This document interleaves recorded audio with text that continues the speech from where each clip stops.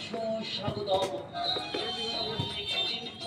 হ্যাঁ, এসে গেল আপনাদের মাঝে মা বাবার দেওয়ার রংপুরা ঝালমুড়ির দোকান। এসে গেল আপনাদের মাঝে মা বাবার দেওয়া রংপুরা ঝালমুড়ির দোকান।